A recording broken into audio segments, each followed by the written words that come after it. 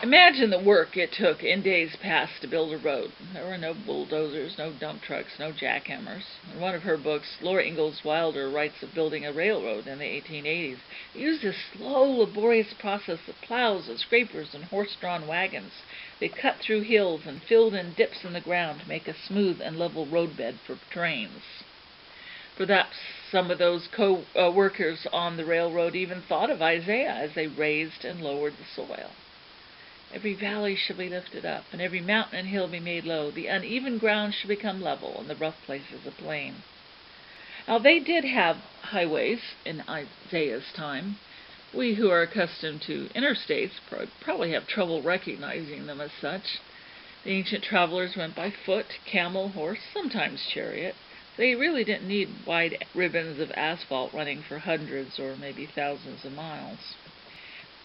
Read that one of the best-known ancient highways went from Damascus to the Gulf of Aqaba along the length of eastern Palestine.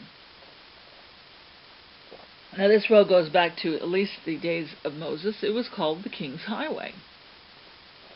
And roads were often prepared for the advance of a king. Even in modern times, when royalty comes, we tend to prepare the way. You remember maybe the big to-do when Queen Elizabeth came to California? As I recall, they even remodeled sections of the Madonna Inn. This is the United States. We don't believe in royalty, and yet the image of king or lord seems to fit God better than the title of president or senator. A voice cries, "In the wilderness prepare the way of the Lord, make straight in the desert a highway for our God. Every valley shall be lifted up, every mountain and hill be made low. The uneven ground shall become level, and the rough places a plain."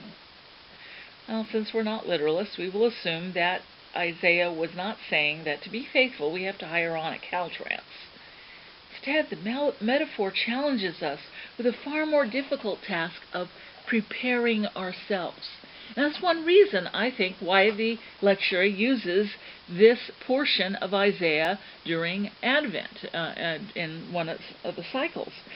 Traditionally, Advent is the time to prepare for the coming of Jesus.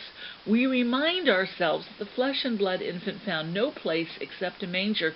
We'd like to do a better job on his birthday. We'd like to have a better place for the rebirth of his reality in our lives. Pilgrims of our Thanksgiving stories, by the way, you may have heard this, they refused to celebrate Christmas. They treated it as a work day, like every other day.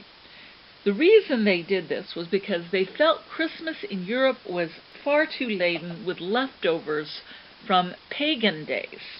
Now, that part doesn't bother me. I think it was a wise move to reinvest the ancient symbols with new Christian meaning. Most people don't even know they ever had any other origin. Our problem today is that they are being reinvested with secular, economic, and non-spiritual superficiality. That's something even the pagans would have objected to. Of course, we all know the competition between different aspects of the Christmas season. People of faith are always seeking ways to bring Christ back into Christmas. I remember one story. It was written by a woman who decided one year her family would have a simple Christmas. So they stripped everything from their celebration. No tree, no elaborate decorations, no party, no fancy meal, no costly gifts. There was just one homemade one. Each of them chose one person they gave a homemade gift to. Well, we might have considered doing some of these things in our desire to make Christmas more meaningful. For this family, though, the effort fell flat. Christmas became a dreary day for them. I have to admit, I prefer Dr. Seuss's story. The Who's have their Christmas gifts and decor and feasts stolen, but they still sing the Christmas spirit with such gusto that it enlarges the heart of the Grinch. Well, I don't want to strip Christmas of all the delightful things that have been part of the season my entire life. I like the colors and the sounds and smells and the tastes of the season. Christmas is my one excuse to put out decorations I might consider overdone at any other time of the year. Somehow they seem just right at Christmas. Overdoing somehow seems to fit. After all, it was such an extravagant thing God did in bringing Jesus to us. Except God's gift never loses its shine, no matter what time of year it is.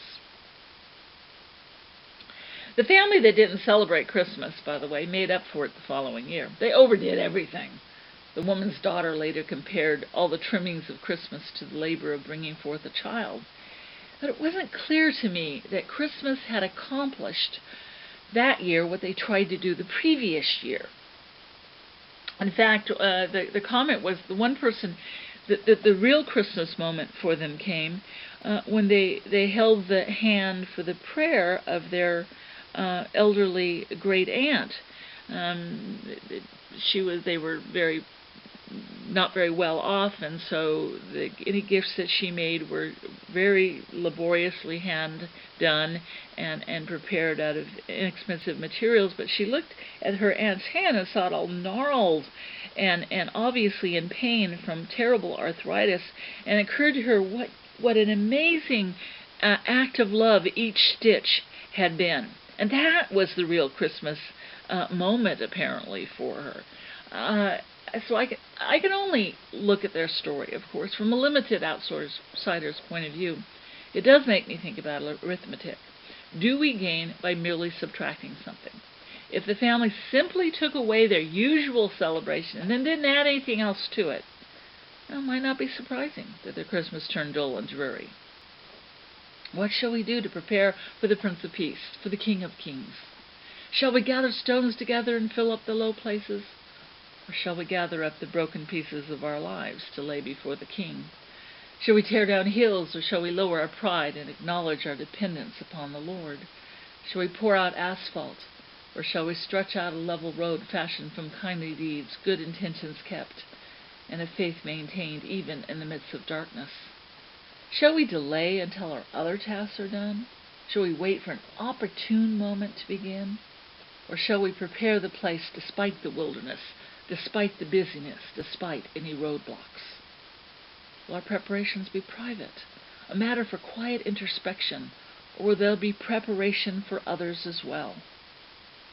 Will someone else find it easier to believe in the Lord of love because they have experienced love through our deeds and our actions? Let us prepare. Amen.